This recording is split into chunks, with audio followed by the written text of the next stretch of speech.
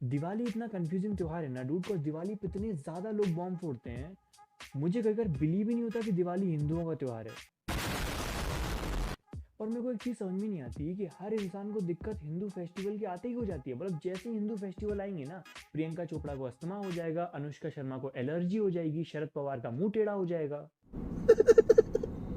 The economic times का कहना है कि दिवाली मोटापे का त्योहार है, क्योंकि दिवाली पे जो मिठाइयाँ बनती है ना उसमें इतना ऑयल यूज होता है कि उसको जब तुम खाते हो तो तुम तो मोटे होते ही हो, फिर तुम वो मिठाइयाँ दूसरों को भी बांटते हो तो उनको भी मोटा कर देते हो।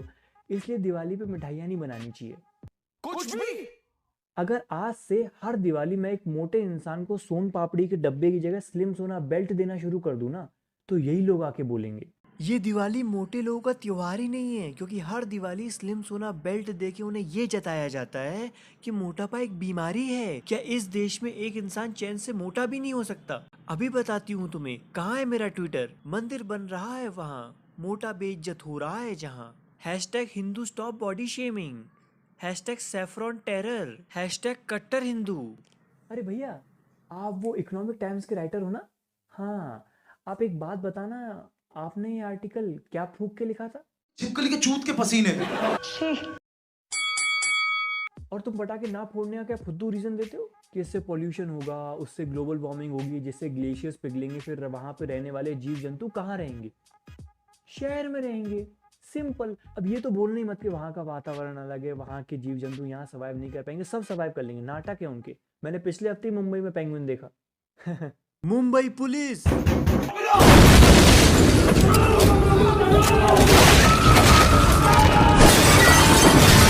मला माफ करा साहेब, मला जाऊ दे ना घरी।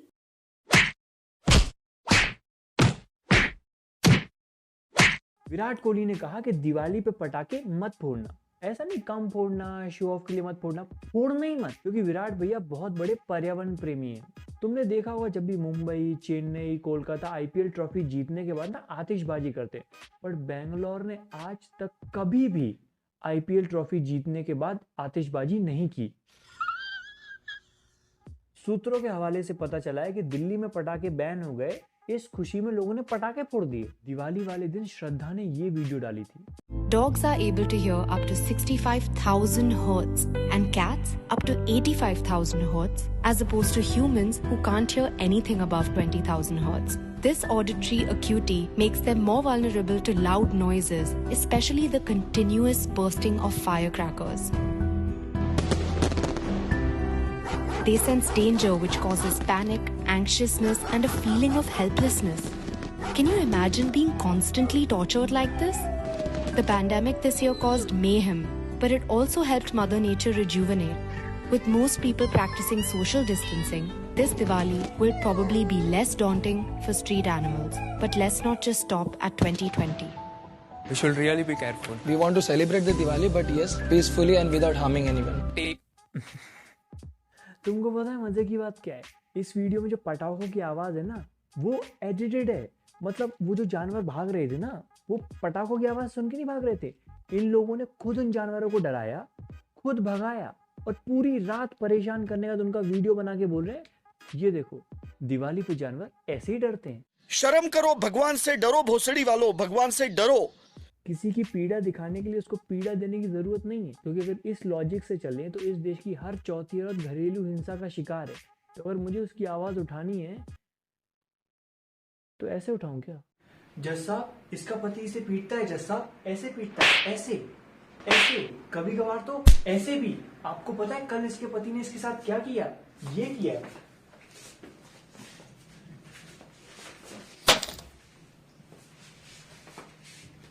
आप ही बताइए, कोई तरीका है अपनी बीवी के साथ पेश आने का? जज साहब, आप ही बताइए। हमें और आपको मिलकर इसके लिए खड़ा होना पड़ेगा, उससे पहले इसे खड़ा होना पड़ेगा। क्या मतलब सांसें नहीं चल? तुमको पता भी है एक स्ट्रे डॉग का नीड क्या है? तुम्हारी तरह वो मौसम एंजॉय नहीं करते। गर्मियों में वाटर पार्क नहीं जाते, सर्दियों में हिल स्टेशन नहीं जाते। उनके लिए हर मौसम जिंदगी और मौत की लड़ाई होती है। उनको सुबह सुबह बेड टी नहीं मिलती, उनको तो ये भी नहीं पता कि आज खाना मिलेगा कि नहीं मिलेगा। एक रोटी के लिए बेचारे दर दर भटकते रहते हैं। उनके पास सिक्योरिटी या बॉडीगार्ड नहीं है, उनको तो ये भी नहीं पता सामने से जो कुत्ता आ रहा है वो सूंघ के निकल जाएगा कि यहीं पटक के मार देगा। उनका बेसिक नीड है फूड, शेल्टर एंड सिक्योरिटी। साल में कोई एक बार पटाखे फोड़ता है जिसकी आवाज उनको पसंद नहीं है, ये उनके नीड की लिस्ट का लास्ट का लीस्ट का भी 3 नीचे है। तो अगर तुम उनकी बेसिक नीड का कुछ भी पूरा नहीं कर पा रहे हो ना, तो चुप हो जा सातवीं फेल, चुप हो जा। और श्रद्धा, कोशिश करना कि अगली बार जब तुम कोई गाना गाओ ना, तो 20,000 हर्ट्ज से ऊपर ही गाना। पर वो तो इंसान को सुनाई ही नहीं देती। एग्जैक्टली।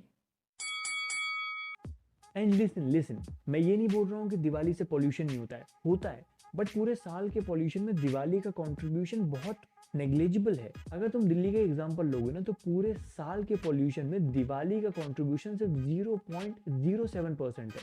मतलब देश के पूरे साल के पॉल्यूशन में दिवाली का कंट्रीब्यूशन उतना ही है जितना देश की आज़ादी में नेहरू जी का। बाकी नेहरू जी भी बहुत एंटी का आदमी थे यार।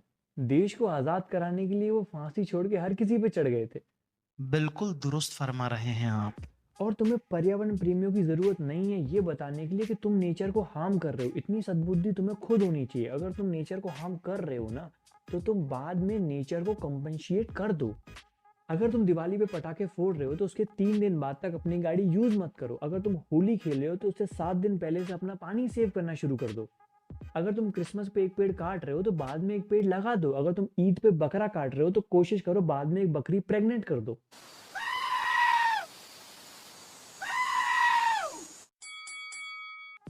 अच्छा, मेरे को एक बात बताओ, तुम लोग ऑनलाइन शॉपिंग करते हो तो तुम्हें कभी कैशबैक मिला? नहीं, कभी नहीं मिला? नहीं। फिर भी ऑनलाइन ही करते हो? तुम्हें शर्म है कुछ? तुम्हें एक मस्त ऐप सजेस्ट करता हूँ। ये है कैश करो। कैश करो एक शॉपिंग ऐप है जहाँ फ्लिपकार्ट, अमेजोन, मिंत्रा जैसी 1,500 शॉपिंग वेबसाइट है, जहाँ से तुम अगर शॉपिंग करोगे ना तो तुमको गारंटीड कैशबैक मिलेगा। मतलब 10th में विज्ञान के चमत्कार। और कैश करो से शॉपिंग करने का कैशबैक आता ही आता है। मैं तुमको एक मस्त बात बताता हूँ। अभी क्या हुआ, मेरे कजिन ब्रदर का शादी था, उसने शादी की सारी चीजें कैश करो से मंगाई। उसको इतना ज्यादा कैशबैक आया ना, बैंक वालों ने उसका बैंक अकाउंट सीज कर दिया। फिर हम जाके बताया कि अरे अंकल वो कुछ इलीगल नहीं है, लीगल कैशबैक आया था, ये देखो हमारी सारी डिटेल। तो इसने छोड़ा। फिर हम जा रहे थे तो मैनेजर पूछता कि वो ऐप का नाम क्या था भैया? बहुत सिंपल प्रोसेस है, डिस्क्रिप्शन में एक लिंक दिए, वहाँ से तुम्हें ऐप डाउनलोड करना है। साइन अप करते ही तुम्हें 25 रुपये मिल जाएंगे, मुझे लौटाने की जरूरत नहीं है, रख लो, मेरी तरफ से दिवाली गिफ्ट। उसके बाद जो तुमको वेबसाइट अच्छी लग रही है ना, उसके नीचे का येलो बटन टैप करके उस पर जाओ। जैसे यूजुअली शॉपिंग करते हो करो, जैसे ऑर्डर प्लेस करोगे ना वैसे ही तुम्हारा कैशबैक तुम्हारे माय अर्निंग सेक्शन में शो हो जाएगा। उसके बाद तुम उसे बैंक अकाउंट में ट्रांसफर कर लो या फिर अमेजोन कूपन ले लो। अब बहुत सारे लोग पूछ रहे हैं कि इस दिवाली कुणाल कामरा ने कुछ बोला क्यों नहीं? क्योंकि सुप्रीम की फर्स्ट कॉपी की चड्डी पहनने वाले सुप्रीम कोर्ट से ही मुंह चला लिए। सुप्रीम कोर्ट का अपमान का इल्जाम लगाए भैया पे, शायद अरेस्ट भी हो जाए। देखो, अगर तुम्हारी शक्ल मसूद अजहर जैसी है ना, तो जरूरी नहीं है कि हरकतें भी वैसी करो, क्योंकि तुम दोनों में एक डिफरेंस है। उसकी पार्टी के हर एक आदमी को 72 हूरें मिल रही है, तुम्हारी पूरी पार्टी को 72 सीटें नहीं मिल रही। मुझे लगता है कुणाल कामरा अपनी शक्तियों का सही इस्तेमाल नहीं कर रहा, क्योंकि कुणाल कामरा इकलौता ऐसा कॉमेडियन है जो जितने चाहे उतने मुस्लिम जोक्स मार सकता है। उसको अपनी जान का टेंशन लेने का कोई जरूरत नहीं है, क्योंकि मुस्लिम सुअर नहीं काटते। This is too much. This is too much. रुको जरा, सबर करो। कुणाल कामरा ने रिसेंटली कहा कि कांग्रेस के एमएलए बिकते हैं क्योंकि बीजेपी के खरीदने के लिए रेडी हैं। अच्छा, मतलब जिस चीज के बायर हैं उसको बिकना ही पड़ेगा, फिर चाहे सेलर की मर्जी हो या ना हो। अगर इस लॉजिक से चलें तो कल को अगर कोई तेरी गांड की बोली लगा दे तो दे देगा क्या? हाँ। पागल हो गया है आदमी। एक वेबसाइट ने तो यहाँ तक लिख दिया कि नवरात्रि बहुत ही रेसिस्ट त्योहार है, क्योंकि इस त्योहार पे हिंदू एक गोरी देवी की पूजा करते हैं। अच्छा, मतलब हम सिर्फ गोरी देवी की पूजा करते हैं। काली माता का नाम सुना है? और गोरा काला हमको तो सिखाई मत। श्री कृष्ण के काले होने पे गाने लिखे हैं और उनके चाहने वाले इन गानों को गर्व से गाते हैं। और तुमको एक मजे की बात पता है क्या है? जिन लोगों ने वो गाने लिखे थे ना, वो जब खाना खाते थे तो उनका खाना पेट में ही जाता था, क्योंकि किसी ने उनका गला नहीं काटा। वैसे जैसे भी हेट्रेड चल रही है ना फ्रांस के खिलाफ, गलती से भी जावेद हबीब पे जाके ये मत बोलना कि भैया फ्रेंच कट दे दो, नहीं तो कौन सा कट चाहिए भाईजान? French cut. बोलो बोलो क्या अबे 8th क्लास के बच्चे स्टेटस पे डाल रहे हैं सर चाहिए सर चाहिए सर चाहिए। मतलब एजुकेशन नहीं चाहिए, जॉब नहीं चाहिए, हॉस्पिटैलिटी नहीं चाहिए, सर चाहिए। क्या करोगे इतने सर का? दशहरे पे रावण बनना है तुमको?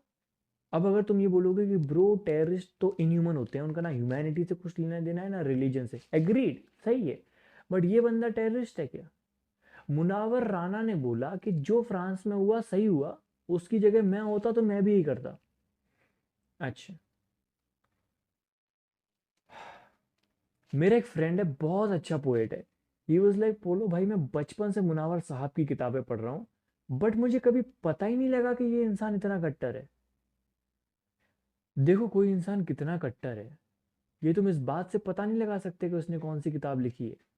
हाँ, बट इसे जरूर लगा सकते हो कि उसने कौन सी किताब पढ़ी है।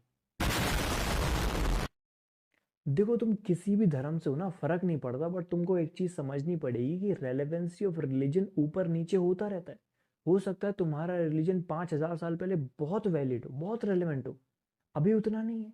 हो सकता है 1400 साल पहले बहुत वैलिड हो, अभी उतना नहीं है। ये ऊपर नीचे होता रहेगा। मेरे हिसाब से ना आज के टाइम का मोस्ट रेलेवेंट रिलीजन है ना जैनिज्म। जैनिज्म के पास वो सब कुछ है जो इंसान को आज चाहिए। जब वो आया था तब उतना रेलेवेंट शायद ना हो, क्योंकि उस टाइम दुनिया बारबेरिक थी, लोग एक दूसरे का खून के प्यासे थे, हमेशा युद्ध होते रहते थे। एंड जैनिज्म वाज लाइक कि हम ना चींटी भी नहीं मारेंगे, मर जाएगा रे तू। बट दुनिया अभी इतनी ज्यादा सोफिस्टिकेटेड हो चुकी है ना, Jainism is the ideal way of living. अगर दुनिया और सोफिस्टिकेशन के आगे बढ़ी तो ये और रेलेवेंट होगा। तो जब रिलीजन की रेलेवेंसी ऊपर नीचे जाती है ना, तो उसकी रिलीजियस प्रैक्टिस में भी तुम्हें 19-20 सुधार की गुंजाइश रखनी पड़ेगी। मैं तुमको दो बहुत सही एग्जांपल देता हूँ। शिवरात्रि वाले दिन हम शिवलिंग पे दूध डालते हैं, बिकॉज ऐसा माना जाता है, माना गया था, ऐसा होता है कि श्रावण मास में दूध ना हल्का सा टॉक्सिक हो जाता है, तो पीने से तुम्हारी हेल्थ खराब हो सकती है, तो इसलिए तुम उसको शिवलिंग पे चढ़ा देते हो, बिकॉज शिव जी वो थे जिन्होंने विषपान किया था। रेलेवेंट, बिकॉज बहुत सही बात। बट आज के ज़माने में तुम्हारे पास इनफ अमाउंट ऑफ केमिकल्स हैं जिसको तुम डाल के दूध की टॉक्सिसिटी कम कर सकते हो, उसको पीने योग्य बना सकते हो। आज के टाइम पे महाशिवरात्रि वाले दिन शिवलिंग पे दूध जो चढ़ता है, उसके बाद जब वो गटर से बहता है ना, तो उसमें मिलियंस ऑफ लीटर दूध वेस्ट हो जाता है। मैं बस ये बोल रहा हूँ कि जैसे ही वो दूध मोरी से निकल के नाले में जाने वाला हो ना, बीच में इतना प्यारा ड्रेनेज सिस्टम लगा दो कि वो सारा दूध इकट्ठा कर ले, और बाद में तुम उस दूध को उबाल के गरीबों और जानवरों में बांट दो। तो दूध चढ़ा के तुम्हारा मन भर गया, दूध पी के उनका पेट भर गया। रिलीजन, ह्यूमैनिटी, सनातन, और क्या चाहिए? Same goes with Muslims. मैंने मेरे फ्रेंड से पूछा, मैंने कहा भाई ईद इतना अच्छा दिन है तो गले मिलो ना, गले काट क्यों रहे हो? देन ही वाज लाइक, हम ये मीट बाद में गरीबों में बांटते हैं। तो गरीब को खिचड़ी दे दो, मतलब कुछ भी वेजिटेरियन दे दो ना, बिकॉज अगर तुम मूली का गला काटोगे तो उसको दर्द नहीं होगा ना, और गरीब का पेट भी भर जाएगा। क्या दिक्कत है? वो हम इसलिए बकरी देते हैं क्योंकि जहां से ये सब स्टार्ट हुआ ना, वो भी बकरी देते थे। वो इसलिए बकरी देते थे बिकॉज सऊदी अरेबिया में खेती नहीं होती थी। तुमने कभी सुना है कि 1000 साल पहले एक अब्दुल थे जिन्होंने अपने खेत में बाजरा उगाया? बिकॉज नहीं होती थी खेती। अभी तेरे पास है, तू दे सकता है, क्या देना है वो सिर्फ तू डिसाइड कर रहा है, बिकॉज गरीब डिसाइड नहीं कर सकता, वो गरीब है, उसके पास चॉइस नहीं है। और ऐसा नहीं होगा कि तू वेजिटेरियन उसको कुछ देगा तो तेरे साथ ये होगा। ईद का दिन है यार, कोई गरीब दिख ही नहीं रहा। अरे चाचा, ईद मुबारक, ईद मुबारक। अब मैं आपके लिए कुछ खाने के लिए लाया हूँ, ये लीजिए खिचड़ी। So that's all from my side. I hope you liked the video. अगर अच्छी लगी हो तो लाइक मार देना, और कमेंट करके बताना तुम्हें कौन सा जोक बढ़िया लगा। और हाँ सुनो, अपनी जो 2 स्ट्राइक्स थी चैनल पे वो दोनों हट चुकी हैं, सो ना द चैनल इज सेफ, बिल्कुल अपने देश की तरह। और अच्छा, मैंने तुम्हें लास्ट वीडियो में बोला था ना कि अगर तुम वो गाना सुन लोगे तो स्पॉन्सर्स मिलने में अपन को आसानी होगी, और हुई भी। नाउ कैश करो इज विथ अस, तो that's a really big thing for me, और अपने लिए भी काफ़ी बड़ी बात है। तो वही बताना था कि काफ़ी जेन्युइन ऐप है, लाइक तुमको हर शॉपिंग पे कैशबैक दे रहा है, और फ्री के पैसे मिल रहे हैं, ले लो यार, वरना फिर तुम बोलते रहते हो सरकार पैसे नहीं दे रही, बोला था पहले ये तो ले लो, वो भी दिलवा देंगे। तो डिस्क्रिप्शन में लिंक है ऐप की, तुम डाउनलोड कर लो और जो भी शॉपिंग करना है कर लेना। और अगर अभी शॉपिंग नहीं भी करनी है तो भी अभी डाउनलोड कर लो, बाद में जब करना है तब करते रहना। और इस लिंक का एक्सेस मेरे पास है, तो तुम में से जितने लोग भी उस पर साइन अप मारने वाले ना, मेरे को हर एक का नाम देखने वाला है, तो उसमें से हम रैंडमली 15 लोगों को पिक करेंगे और कल इंस्टाग्राम स्टोरी पे शाउट आउट देंगे। तो चले जाओ, अब मेरे को बहुत जोर से नींद आ रही है, मैं सोने जा रहा हूँ, बाय, गुड नाइट। और ऐप डाउनलोड कर लेना। नए सफर पे चला हूँ मैं, लगे प्यारा हर कदम मुझे, ढलते सूरज के संग हाँ चला हूँ मैं, ये खुशी मैं छिपाऊं कैसे। गालियाँ तो मैं बकूंगी।